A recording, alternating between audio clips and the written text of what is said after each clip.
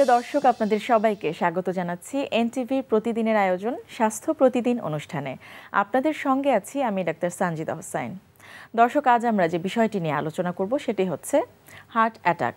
এই বিষয়টি নিয়ে আলোচনার জন্য আমাদের স্টুডিওতে আজ উপস্থিত আছেন এই বিষয়ের একজন বিশেষজ্ঞ চিকিৎসক। চলুন পরিচিত হয়ে নেই আমাদের আজকের অতিথির সাথে। ডাক্তার নূর আলম ১৯৭২ সালের ৪ নভেম্বর গোপালগঞ্জ জেলায় জন্মগ্রহণ করেন। তিনি ১৯৯৮ সালে বরিশাল শের-ই বাংলা মেডিকেল কলেজ থেকে এমবিবিএস ডিগ্রি অর্জন করেন। এরপর তিনি কার্ডিওলজি বিষয়ে এমডি ডিগ্রি লাভ করেন। বর্তমানে তিনি জাতীয় হৃদরোগ ইনস্টিটিউটের কার্ডিওলজি বিভাগের সহকারী অধ্যাপক হিসেবে কর্মরত আছেন। আপনাকে স্বাগত জানাচ্ছি। হার্ট অ্যাটাক অত্যন্ত ভীতিকর একটি শব্দ, কিন্তু কেউ জানে কিছুটা, কেউ কিছুই জানে না বিষয়টি নিয়ে, কেউ ভ্রান্তিতে থাকেন। একটু জানতে চাইবো হার্ট অ্যাটাক বিষয়টি আসলে কি? আসলে আমাদের শরীরে প্রত্যেক অঙ্গ প্রত্যঙ্গে রক্ত সরবরাহ দরকার হয়। এই রক্ত সরবরাহ করে থাকে হার্ট বা হৃৎপিণ্ড, কিন্তু হৃৎপিণ্ডেরও নিজস্ব রক্ত দরকার হয় হৃৎপিণ্ডের মাংসপেশিগুলোকে বেঁচে থাকার জন্য। এই রক্ত সরবরাহ, হৃৎপিণ্ডে রক্ত সরবরাহ করে যে ধমনীগুলো, তাদেরকে বলা হয় করোনারি আর্টারিস বা হৃৎপিণ্ডের রক্তনালী। তো হৃৎপিণ্ডের রক্তনালীতে কখনো যদি অতিরিক্ত কোলেস্টেরল বা চর্বি জমে সেই রক্তনালীগুলো যদি বন্ধ হয়ে যায়, তাহলে বন্ধ হলে হার্টের বা হৃৎপিণ্ডের রক্ত সংবহন সমস্যা হবে বা বাধাপ্রাপ্ত হবে। সেক্ষেত্রে তখন বুকে তীব্র ব্যথা হবে। যখন এই রক্তনালীগুলো পরিপূর্ণভাবে বন্ধ হয়ে যায়, তখন রক্ত চলাচল একেবারেই বন্ধ হয়ে যায়, তখনই হার্ট অ্যাটাকটা হয় এবং রোগী তখন হার্ট অ্যাটাকের তীব্র ব্যথা অনুভব করে। আচ্ছা, যেটি বলছিলেন যে তীব্র একটি ব্যথা হবে, ব্যথার ধরন এবং সেই ব্যথার মাত্রাটা আসলে ঠিক কেমন হতে পারে, এটি সম্পর্কে কি কোনো ধারণা দেওয়া যায় কিনা? আচ্ছা, যেটা হয় যে যখন হার্ট অ্যাটাকের ব্যথা হয়, এটা মূলত বুকের মাঝখানে ব্যথাটা হবে এবং ব্যথাটা চাপ ব্যথা হবে, কম্প্রেসিভ বলে, চাপ ব্যথা হবে এবং এই ব্যথাটা সাধারণত অনেক জায়গায় ছড়িয়েও যেতে পারে, যেমন গলা, চোয়াল, এমনকি হাতেও, বাঁ হাতেও ছড়িয়ে যেতে পারে এবং এই ব্যথার সাথে সাথে অনেক সময় রোগীর ঘাম হয় এবং রোগী অনেক সময় বমি হয় বা বমি বমি অনুভব করতে পারে। আচ্ছা, তো কোনো বিশেষ রোগের সাথে, হার্টের কোনো বিশেষ রোগের সাথে কি এই হার্ট অ্যাটাকের সম্পৃক্ততা রয়েছে? সম্পৃক্ততা না, সামঞ্জস্য হয়। অনেক সময় দেখা যায় যে আমরা অনেক রোগী পাই যে হার্ট অ্যাটাকের হয়েছে, কিন্তু সে গ্যাসের ব্যথা মনে করে সে চিকিৎসকের পরামর্শ নেয়নি বা সে মনে করে যে এটা গ্যাসের ব্যথা। অনেক সময় একই রকম হতে পারে, যদি উপর পেটের দিকে ব্যথা হয়, গ্যাসের ব্যথা হয় বা পেপটিক আলসার ডিজিজ যেটাকে আমরা বলি, সেটা অনেক সময় বুকে চাপ চাপ হয় বা হার্ট বার্ন বা বুকে জ্বলা জ্বলা করে, সেটা অনেক সময় এর মতো সামঞ্জস্য, একই রকম ব্যথা মনে হয়, কিন্তু সেটাকে বুকে ব্যথা যদি কোনো মনে হয় যে বুকে চাপ বা বুকে ব্যথা, অবশ্যই সেটাকে গ্যাসের ব্যথা মনে না করে চিকিৎসকের পরামর্শ নেওয়া উচিত। আচ্ছা, তো যখন এই জাতীয় সমস্যা নিয়ে আপনাদের কাছে রোগীরা আসে, আপনারা কিভাবে ম্যানেজ করেন রোগীটিকে? প্রথমতই যখন এই ধরনের তীব্র বুকে ব্যথা নিয়ে আসে, আমরা যখন সাসপেক্ট করি যে একটা হার্ট অ্যাটাক হতে পারে, তখন আমরা একটা ইসিজি করি। ইসিজি করিয়ে আমরা দেখি যে কীরকম, নিশ্চিত হই যে কীরকম হার্ট অ্যাটাকের মাত্রা বা ধরনটা কীরকম। সাথে সাথেই আমরা তাকে কিছু ওষুধ আছে, সাথে সাথেই আমরা অ্যাসপ্রিন, ক্লপিডগ্রেল এই জাতীয় ওষুধ কিছু খাইয়ে দিই এবং তারপরে হার্ট অ্যাটাকের মাত্রা এবং ধরন অনুযায়ী সেই ধরনের চিকিৎসা করি। আচ্ছা, তো যেটি আমি বলছিলাম যে সাধারণত সবচেয়ে ঝুঁকিপূর্ণ যে সময়টা যখন হার্ট অ্যাটাক করে, ওই সময় থেকে হসপিটালে যাওয়ার যে সময়টা, আসলে একজন রোগীর অ্যাটেন্ডেন্স বা তার যারা আশপাশের লোকজন আছে তার প্রতি আপনাদের কি পরামর্শ থাকে বা আপনার এখন কি পরামর্শ থাকবে যাতে করে রোগীটি এই ঝুঁকি থেকে দূরে থাকতে পারে? সেটাই যে সাধারণত যে হার্ট অ্যাটাকের শুরু যখন বা অনসেট অফ সিমটম বলি, যে বুকে ব্যথা যখন হলো, সেটা যদি হার্ট অ্যাটাকের ব্যথা হয়ে থাকে, যত দ্রুত সম্ভব তাকে নিকটস্থ হাসপাতালে নিতে হবে। কারণ এখানে বলে যে প্রত্যেক মিনিট, প্রত্যেকটা টাইম রোগীর জন্য গুরুত্বপূর্ণ। যদি একটু দেরি হয়, হয়তো কার্ডিয়াক মাসেল বা হার্ট মাসেল ক্ষতিগ্রস্ত বেশি হবে এবং যত দ্রুত সম্ভব তাকে নিকটস্থ হাসপাতালে নিতে হবে। আমরা যেমন 6 ঘন্টার মধ্যে এবং খুব বেশি হলে 12 ঘন্টার মধ্যে যদি আমাদের কাছে বা নিকটস্থ হাসপাতালে যদি রোগীকে নিয়ে যাওয়া হয়, তাহলে হার্ট অ্যাটাক নিরাময়ের যে একটা গুরুত্বপূর্ণ ওষুধ, যে স্টেপটোকাইনেস বা থ্রম্বোলাইসিস, সেটা করা সম্ভব হয়। এবং অনেক সময় এটার আরও আধুনিক চিকিৎসা রয়েছে, যে ক্যাথল্যাবে নিয়ে প্রাইমারি পিসিআই বা এনজিওগ্রাম করে ব্লক সরানো, সেগুলো করা যায়। তবে অবশ্যই যত দ্রুত সম্ভব যদি হার্ট অ্যাটাকের মতো ব্যথা মনে হয়, হাসপাতালে বা চিকিৎসকের পরামর্শ নিতে হবে, এতে রোগীর লাভ হবে। চিকিৎসা কি দিয়ে থাকেন আপনারা? যদি হার্ট অ্যাটাক হয় আমরা সাধারণত যেখানে ঢাকায় বা ঢাকার বাইরেও এখন অনেক জায়গায় ক্যাথল্যাব ফ্যাসিলিটিস রয়েছে, যেখানে আপনার প্রাইমারি পিসি বা ইন্টারভেনশন যেটা আমরা করি, যে রোগী যদি 12 ঘন্টা বা সর্বোচ্চ 24 ঘন্টার মধ্যে বুকে ব্যথা নিয়ে বা হার্ট অ্যাটাক নিয়ে আসে, তাকে ক্যাথল্যাবে নিয়ে গিয়ে এনজিওগ্রামের মাধ্যমে ব্লকটা শনাক্ত করে সেই ব্লক সরিয়ে সেখানে রিং পরিয়ে দেওয়া, এটা হচ্ছে হার্ট অ্যাটাকের সর্বাধুনিক চিকিৎসা, এটা করা যায়। এছাড়াও যেখানে ক্যাথল্যাব ফ্যাসিলিটিস নেই সেসব হাসপাতালেও রোগীকে থ্রম্বোলাইসিস বা থ্রম্বোলাইটিক্স নামে একটা ওষুধ আছে, যেটা দিয়ে রোগীর ওই ব্লকটা ওষুধের মাধ্যমে সরানোর চেষ্টা করা যায়, তবে অবশ্যই নির্দিষ্ট সময়ের মধ্যে আসতে হবে। অবশ্যই দেরি করলে সেটির এই সুবিধাটা পাওয়া যাবে না। আচ্ছা, এই যে রিং পরানোর বিষয়টি বলছিলেন, এটি কিন্তু অত্যন্ত জনপ্রিয় একটি পদ্ধতি এবং কম বেশি অনেকেই জানে। এটি সম্পর্কে একটু জানতে চাইবো, কিভাবে করেন এবং এটির কার্যকারিতা কতটুকু? এটা আসলেই মানুষের মধ্যে সচেতনতা তৈরি দরকার এই বিষয়ে, কারণ আমরা যে প্রবলেমগুলো ফেস করি বা যে অসুবিধাগুলো বোধ করি, অনেকে এই বিষয়টা জানে না। যখন হার্ট অ্যাটাক নিয়ে তড়িঘড়ি করে একজনের বুকে ব্যথা হঠাৎ করেই হয়, স্বভাবতই হঠাৎ করে আশেপাশের লোকজন তারা খুব তড়িঘড়ি করে হাসপাতালে নিয়ে আসে, তাদের না আর্থিক বা মানসিকভাবে অতটা প্রস্তুতি থাকে না। আমরা যখন তাদেরকে বলি যে আপনার এরকম হার্ট অ্যাটাক হয়েছে, আপনাকে এখনই একটা এনজিওগ্রাম করে আপনার ব্লক অপসারণ করে স্টেন্ট বসাতে হবে, তারা হকচকিয়ে যায় বা তারা স্বভাবতই সিদ্ধান্তহীনতায় ভোগে। তো মানুষের যদি এরকম সচেতনতা থাকে যে এই আধুনিক চিকিৎসাটা যেটা এখন বাংলাদেশে ঢাকায় এবং সরকারি এবং বেসরকারিভাবে এবং ঢাকার বাইরেও হচ্ছে, তো এভাবে যদি সচেতন থাকে তাহলে তাদের সিদ্ধান্ত নিতে সুবিধা হবে এবং তারা যদি সঠিক সময়ে চিকিৎসকের সিদ্ধান্ত দেয়, চিকিৎসক তাড়াতাড়ি সেই কাজটি করতে পারবেন, প্রাইমারি পিসিআই বা এনজিওগ্রামের মাধ্যমে ব্লক অপসারণ করে স্টেন্টিং করে দিতে পারবেন। এটাতে একদম রোগী একদম স্বাভাবিক অবস্থায় এবং পূর্বের রক্তনালী ফিরে পেতে পারে। আরেকটা বিষয় যেটি তারও একটু আগের অবস্থায় যাই, এনজিওগ্রাম, এটিকে কিন্তু অনেকেই এই বিষয়টিতে প্রতি একটু ভীতি থাকেন এবং যারা রোগী বা রোগীর আত্মীয়স্বজন আছেন এনজিওগ্রাম করাতে অনাগ্রহ থাকে তাদের। এই বিষয়টা আসলে আপনারা কিভাবে তখন? আসলে এনজিওগ্রাম করে এই রক্তনালীগুলোর ব্লকটা আছে কোথায় বা কোথায় স্টেনোসিস বা কোথায় রক্তনালীটা সরু হয়ে গেছে, সেটা আমরা দেখি, যার মাধ্যমে আপনারা বুঝতে পারেন যে কতখানি ব্লক হয়েছে, কোন ধরনের ব্লক হয়েছে। আচ্ছা, তো এটির প্রতি এত ভীতি কেন থাকে? ভীতি হচ্ছে যে এটা তো খুব বেশি পুরনো বা প্রচলিত বিষয় নয়, আমরা তো খুব বেশি দিন এটা শুরু করিনি, আর মানুষের মধ্যে সচেতনতা আস্তে আস্তে তৈরি হচ্ছে, মানুষ এখন অতটা ভীতিও কেটে যাবে। একটু জানতে চাইবো, বেশিরভাগ যারা সাধারণ মানুষ আছেন, স্ট্রোক এবং হার্ট অ্যাটাক দুটোর মধ্যে একটি সামঞ্জস্য খুঁজে পান এবং দুটোর মধ্যে কিন্তু পার্থক্যটা তারা বুঝতে পারেন না, সেটি যদি একটু আমাদের বুঝিয়ে বলেন। হার্ট অ্যাটাক তো যেটা হার্টে হয় আর কি, যেটা রক্তনালীতে রক্ত জমাট বেঁধে বা কোলেস্ট্রল জমে রক্তনালী শুরু হওয়ার কারণে সেটা তো হার্টে। আর স্ট্রোক তো ব্রেনে। সাধারণত স্ট্রোকের রোগীরা অজ্ঞান হয়ে যায় এবং হাত পা অবশ, যে কোনো এক সাইড বা কোনো একটা অংশ অবশ হয়ে যায়, সেটা হচ্ছে স্ট্রোক। আর হার্ট অ্যাটাকের রোগী অজ্ঞান হতে পারে, কিন্তু এখানে কোনো অবশ হবে না, রোগী হার্ট অ্যাটাকে তীব্র বুকে ব্যথা অনুভব করবে, আর স্ট্রোকের রোগী তো সাধারণত বুকে ব্যথা অনুভব করে না। আচ্ছা, একদম শেষ পর্যায়ে চলে এসেছি, খুব সংক্ষেপে জানতে চাইবো পরামর্শ কি থাকে যখন চিকিৎসা দেওয়া হয়ে যায়, পরবর্তীতে রোগীটার প্রতি আপনাদের কি পরামর্শ থাকে? জি, সাধারণত হার্ট অ্যাটাকের যে সুনির্দিষ্ট কিছু রিস্ক ফ্যাক্টর রয়েছে, রিস্ক ফ্যাক্টর যেগুলো যেমন ধরেন উচ্চ রক্তচাপ, ডায়াবেটিস, রক্তের কোলেস্ট্রলের মাত্রা বেশি, ধূমপান, এগুলো, এবং সাথে সাথে ফ্যামিলি হিস্ট্রি, বংশে যাদের বাবা মা ভাই বোনের হার্ট অ্যাটাকের হিস্ট্রি আছে বা হার্টের রোগ আছে, এই সব গ্রুপগুলোকেই বিশেষ করে সচেতন থাকতে হবে এবং পাশাপাশি রিস্ক ফ্যাক্টরগুলো নিয়ন্ত্রণে রাখা, উচ্চ রক্তচাপ নিয়ন্ত্রণে রাখা, নিয়মিত শারীরিক পরিশ্রম করা, ব্যায়াম করা, খাবার দাবার কোলেস্ট্রল চর্বিযুক্ত খাবার না খেয়ে শাকসবজি বেশি খাওয়া, ডায়াবেটিস নিয়ন্ত্রণে রাখা এবং চিকিৎসকের পরামর্শ অনুযায়ী চলা, এগুলো করলেই হার্ট অ্যাটাকের ঝুঁকি কমে যাবে। অনেক অনেক ধন্যবাদ, বেশ সুন্দর করে আপনি বুঝিয়ে দিলেন এই বিষয়টি নিয়ে আমাদের দর্শকদের। আপনাকে অনেক ধন্যবাদ। প্রিয় দর্শক, আমরা শুনছিলাম হার্ট অ্যাটাক এই বিষয়টি নিয়ে বেশ কিছু গুরুত্বপূর্ণ তথ্য, বেশ কিছু পরামর্শ আমাদের আজকের অতিথি আমাদের দিলেন। আশা করছি সেগুলো আপনাদের উপকারে আসবে। এখন আপনাদের জন্য রয়েছে আমাদের নিয়মিত আয়োজন সুস্থ দেহ সুস্থ মন। এবার আমরা যে আসনটা করব এর নাম হচ্ছে গোমুখাসন বা কাউ ফেস।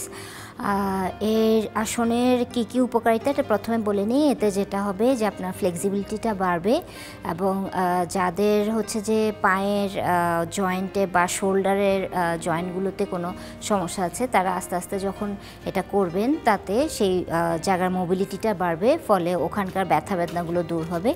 আর শিশুদের জন্য এটা ভালো হচ্ছে যে এটা একাগ্রতা বৃদ্ধির জন্য বা কনসেন্ট্রেশন প্লাস, যেহেতু ওদের শোল্ডার সহ পা সহ সব জায়গাগুলোতে স্ট্রেচ হচ্ছে এবং স্পাইন সহ মানে মেরুদণ্ড সহ, তখন এটি ওদেরকে লম্বা হতে সাহায্য করবে। তো আমরা এখানে অ্যাসিস্ট হিসাবে আমরা আজকে ব্যান্ডও ইউজ করব।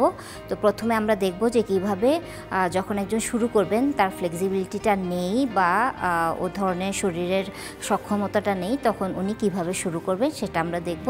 ওকে হেল্প করবে লিও। Sit down.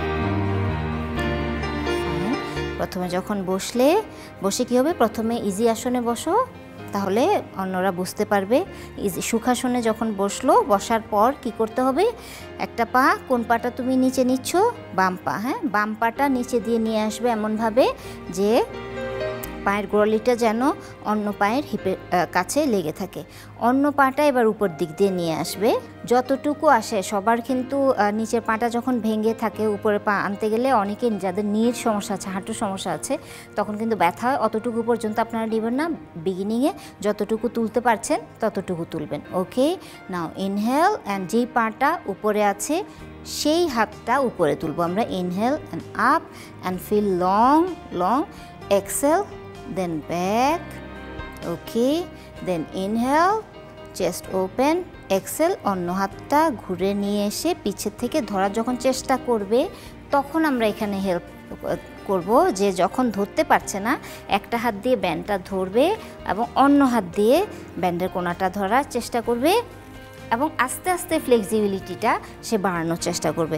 So stay there, যতটুকু যেটা করতে হচ্ছে যে পেট ভিতরে রেখে chest open and stay breathing normal, দম আটকে রাখলে হবে না, নিঃশ্বাস। Okay, 1 2 3, inhale and exhale, relax relax. আস্তে করে হাতটা ছেড়ে দিবে, অন্য হাতটা ছেড়ে নিয়ে আসবে।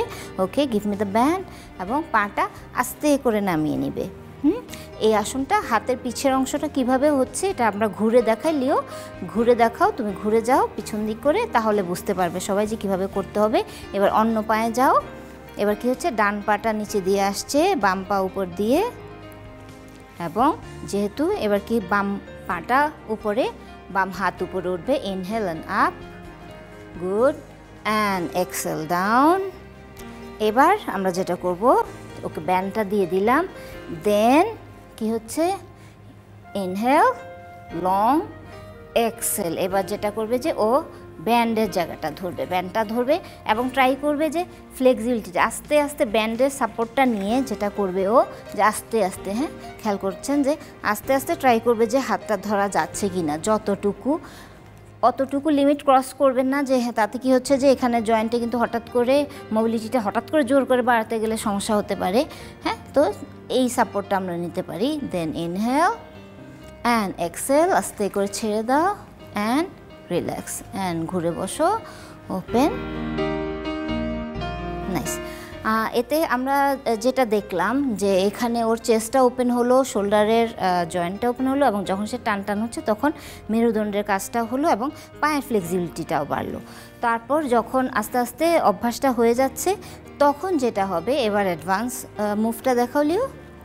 ওকে, এবার যখন আসছে নিচের পাটা আসছে, ট্রাই করব যে পারফেক্ট পোজটা উপরে আসবে, অন্য পাটা ঘুরে এমনভাবে আসবে যেন দুটো হাঁটু বরাবর থাকে। তখন অভ্যাসটা হয়ে যাওয়ার পরে, এর আগেই যেন এই চেষ্টাটা করবেন না, হঠাৎ করে নিতে সমস্যা হতে পারে বা কোমরের কোথাও লাগতে পারে। হ্যাঁ, তো একদম বরাবর যেন হয়। ওকে, দেন কোন পাটা উপরে আছে সেই হাত উপরে যাবে। ইনহেল, টান টান, মেরুদণ্ড সোজা, and exhale down, and inhale and exhale back, এবং ধরে। Okay, stay 1 2 3 4 5, and inhale and exhale, relax, good. আবার বাবা কষ্ট করে একটু ঘুরে যাও, তাহলে দেখতে পাবে যে যখন তুমি ব্যান্ড দিয়ে করছিলে আস্তে আস্তে তোমার ফ্লেক্সিবিলিটিটা বাড়ার পরে কেমন হলো, তুমি হাত দিয়ে ধরতে পারছো কি না। হ্যাঁ, চেঞ্জ এবং নাইস। যতটুকু পাটা ঘুরে আসবে এক হাঁটুর বরাবর হবে, ফাইন। মেরুদণ্ড সোজা, inhale, warm up up and exhale down, then inhale and exhale back. ধরার চেষ্টা করবে যে হ্যাঁ এখন দেখতে পাচ্ছি যে আমরা ও ব্যান্ড ছাড়াই দু হাতের আঙ্গুল ধরতে পারছে যতটুকু চেস্ট ওপেন হয়েছে। Inhale and exhale, relax. Okay, easy সুখাসনে। তারপর ঘুরে বসো। তো আমরা যেটা দেখলাম এতে কি হচ্ছে যে চেস্ট ওপেনার হিসেবে কাজ হচ্ছে, পুরো শরীরের গঠনটা খুব লম্বা করে স্পাইনের কাজটা হচ্ছে, পায়ের ফ্লেক্সিবিলিটিটা বাড়ছে এবং এগুলো একসাথে যখন হচ্ছে তখন কনসেন্ট্রেশন থাকতেই হচ্ছে, কনসেন্ট্রেশনটাও বাড়ছে এবং লম্বা হতে এটা খুবই হেল্প করে যেহেতু প্রতিটা জয়েন্টে এটা ভালোভাবে একটা টান পড়ছে। প্রিয় দর্শক, বর্তমানে মুটিয়ে যাওয়াটা অত্যন্ত বড় একটি সমস্যা হয়ে যাচ্ছে। কিভাবে, কি ধরনের খাবার আপনার খাদ্য তালিকায় থাকলে এই জাতীয় সমস্যা থেকে নিজেদের দূরে রাখতে পারেন তা নিয়ে চলুন শুনি একজন পুষ্টিবিদের পরামর্শ। দর্শক, ওজন নিয়ে আজকাল সবারই কিন্তু অনেক চিন্তা, অনেক মাথা ব্যথা। যদিও একটা সময় ছিল অনেকেই ভাবতো যে বেশি ওজনই মনে হয় ভালো, বাট আসলে তা না। ইদানিংকালে দেখা গেছে যে অনেক রোগের মূল কারণই হচ্ছে কিন্তু ওজন। আপনি বলতে পারেন ওজন হচ্ছে, বেশি ওজন হচ্ছে চেয়ারম্যান অফ অল ডিজিজেস। কেননা বেশি ওজন থাকলে ডায়াবেটিস থেকে শুরু করে হার্ট ডিজিজ, কিডনি ডিজিজ এবং আরও অন্যান্য রোগের ঝুঁকি অনেক বেড়ে যায়। কিন্তু এই ওজন নিয়ন্ত্রণে বা কাম্য ওজন বজায় রাখার জন্য অনেকেই কিন্তু বেশ কিছু ভুল পদ্ধতিতে ডায়েট মেনটেন করে থাকেন। প্রথমত হচ্ছে আপনার ওজন কেন বেশি এই বিষয়টিকে আপনি আগে অবশ্যই বের করার চেষ্টা করবেন, কেননা কারণ না জানলে ওজন নিয়ন্ত্রণ করতে কিন্তু আপনাকে অনেক বেশি বেগ পেতে হবে। সেই ক্ষেত্রে তিনটি বিষয়কে আমরা অনেক গুরুত্বের সাথে বিবেচনা করি। একটি হচ্ছে সঠিক ডায়েট, যেটি আপনার জন্য প্রযোজ্য। দ্বিতীয়টি হচ্ছে হাঁটা বা এক্সারসাইজ, যেটি অবশ্যই আপনাকে প্রতিদিন ম্যান্ডেটরি করে ভাবে হলেও করতে হবে। এবং তৃতীয়টি হচ্ছে স্ট্রেস ম্যানেজ করা বা দুশ্চিন্তামুক্ত থাকা। কেননা অনেক গবেষণাতেই প্রমাণ হয়েছে যে শুধুমাত্র স্ট্রেস বা চিন্তা কারণেও ইমোশনাল ইটিং বেড়ে যায় এবং মানুষ কিন্তু অনেক বেশি মোটা হয়ে যায়। ফলে এই তিনটা বিষয়কে আপনি কারেক্ট করার জন্য আপনার একজন ডায়েটিশিয়ানের পরামর্শ নিতে হবে, এটাই স্বাভাবিক। তবে এটা ঠিক যে ওজন নিয়ন্ত্রণের জন্য কিছু সাধারণ গাইডলাইন, যেটি আমি আজকে আপনাদের বলবো। খাবার নিয়ন্ত্রণের ক্ষেত্রে খাদ্যাভ্যাসকে পরিবর্তন করতে হবে। অনেক খাবার ক্রেভিং যাদের ওজন বেড়ে যায় তাদের অবশ্যই থাকে, তাই আপনার খাবারগুলোকে ছোট ছোট মিলে ভাগ করে নিন।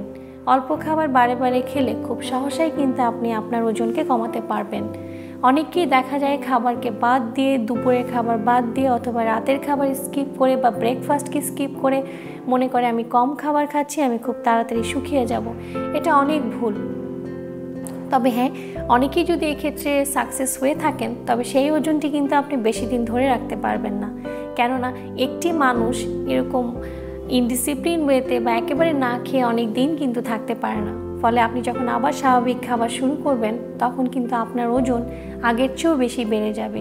সেই জন্য ব্যালেন্সড ওয়েতে ক্যালোরিটিকে স্বাভাবিকভাবে মেনটেন করে, একটু নিয়ন্ত্রণ করে, ফলো আপের মাধ্যমে, ডায়েটিশিয়ানের সাথে ফলো আপের মাধ্যমে আপনি আপনার ওজনকে কমানোর চেষ্টা করবেন। এক্ষেত্রে সকালে নাস্তা টাইমলি আপনাকে পরিমিত পরিমাণে গ্রহণ করতে হবে। 11টার দিকে আপনি চাইলে একটি ফল, বিশেষ করে টক জাতীয় ফল খেতে পারেন। দুপুরে আপনাকে ভাত, মাছ, সবজি নর্মাল ওয়েতে এবং পরিমাণে একটু কম করেই হয়তো খেতে হবে। সেই ক্ষেত্রে সালাদ এবং সবজি দিয়ে আপনার খিদাটি আপনি মেটাতে পারেন। এক্ষেত্রে একটু বলতে চাই, অনেকেই কিন্তু ওজন কমানোর ক্ষেত্রে প্রথমেই ভাত বন্ধ করে দেন। এটা কিন্তু একেবারেই ভুল, কারণ অ্যাজ এ বাঙালি আমরা ব্রন অ্যান্ড ব্রট আপ, অর্থাৎ ছোটোবেলা থেকেই কিন্তু আমরা ভাত খেয়ে অভ্যস্ত। তাই হঠাৎ করে ভাত বন্ধ করে দেওয়ার ফলে কিন্তু আমাদের শরীরের মেটাবলিজমের উপরে একটি এফেক্ট পড়ে। অনেককে আমি দেখেছি এই ভাত বন্ধ করার ফলে স্কিন খারাপ হয়ে যাচ্ছে, চুল পড়ে যাচ্ছে এবং লিভারের মতো একটি ইম্পর্টেন্ট অর্গানে কিন্তু ফ্যাট জমে যাচ্ছে। সুতরাং একেবারে বন্ধ করে না, আপনি পরিমাণকে কমিয়ে বা প্যাটার্ন চেঞ্জ করে অবশ্যই প্রত্যেকটি মিলে কার্বোহাইড্রেট থাকতে হবে। সেই ক্ষেত্রে ভাতের পরিবর্তে রুটি আমরা সাজেশন দিয়ে থাকি। ওটস খেতে পারেন আপনি, এবং চাইলে মুড়ি বা চিড়া এই জাতীয় কার্বোহাইড্রেটগুলোকেও খাবারে রাখতে পারেন। বিকালের খাবারে গ্রিন টি এবং হাই ফাইবার জাতীয় কোনো বিস্কিট আপনাকে অনেক সাহায্য করবে। রাতের খাবারটি অবশ্যই চেষ্টা করবেন 8টা থেকে 8:30টার মধ্যে শেষ করতে। সেই ক্ষেত্রে রুটি, সবজি এবং মাছ মাংসের উপরই আমরা গুরুত্ব দিয়ে থাকি। আর রাতে শোয়ার আগে আপনি অবশ্যই 1 গ্লাস নন ফ্যাট দুধ বা টক দই খেতে ভুলবেন না, কেননা ওজন নিয়ন্ত্রণ মানেই হচ্ছে আপনাকে ক্যালোরি নিয়ন্ত্রণের জন্য কার্বোহাইড্রেটটিকে কমানো, ফ্যাটকে কমানো। সেই ক্ষেত্রে প্রোটিনটাকে ব্যালেন্স করা অনেক বেশি গুরুত্বপূর্ণ। তাই সারাদিনের খাবারে যেন প্রোটিন ঠিকমতো থাকে এই বিষয়টিকে নিশ্চিত করুন। চিন্তামুক্ত থাকুন এবং হাসি খুশি থাকুন। ওজন নিয়ে বেশি চিন্তা না করে আপনার ডায়েট এনজয় করুন, দেখবেন খুব সহজেই আপনি ওজন কমিয়ে ফেলতে পেরেছেন। প্রিয় দর্শক, আমাদের আজকের স্বাস্থ্য প্রতিদিনের হেলথ টিপস। গরমে অতিরিক্ত ঘাম হলে 1 গ্লাস খাবার স্যালাইন খেয়ে নিন, ক্লান্তি চলে যাবে। দর্শক, স্বাস্থ্য প্রতিদিন সম্পর্কে আপনাদের যদি কিছু জানার থাকে কিংবা কোনো পরামর্শ যদি আমাদের দেবার থাকে জানাতে পারেন এই ঠিকানায়। প্রযোজক স্বাস্থ্য প্রতিদিন, এনটিভি, বিএসসি ভবন, 7 তলা, 102 কাজী নজরুল ইসলাম এভিনিউ, কারণ বাজার, ঢাকা 1215। ফ্যাক্স 914338 থেকে 7 পর্যন্ত, অথবা ইমেল করুন স্বাস্থ্যপ্রতিদিন@ntvpd.com এই ঠিকানায়। প্রিয় দর্শক, স্বাস্থ্য প্রতিদিনের আগামী পর্বে আপনাদের জন্য যা থাকছে। কাশির সাথে যখন রক্ত যায় মানুষ খুব ভীত সন্তুষ্ট করে, মানুষের মনের মধ্যে একটা প্যানিক সৃষ্টি হয়ে যায়। মানুষ মনে করে যে আমি একটা কি যেন মারাত্মক রোগে ভুগতেছি। তো কাশির সাথে রক্ত গেলেই যেটা যে মারাত্মক রোগ তা না, অনেক সাধারণ রোগও কাশির সাথে রক্ত যেতে পারে। দর্শক, বিশ্বের যে কোনো প্রান্ত থেকে যে কোনো সময় আপনাদের পছন্দের অনুষ্ঠান স্বাস্থ্য প্রতিদিন দেখতে চাইলে ভিজিট করতে পারেন আমাদের পূর্ণাঙ্গ ওয়েব পোর্টাল www.ntvbd.com। আজ এ পর্যন্তই। আপনারা সবাই ভালো থাকুন, সুস্থ থাকুন। আগামীকাল আবারও দেখা হবে ঠিক একই সময় এনটিভি পর্দায়।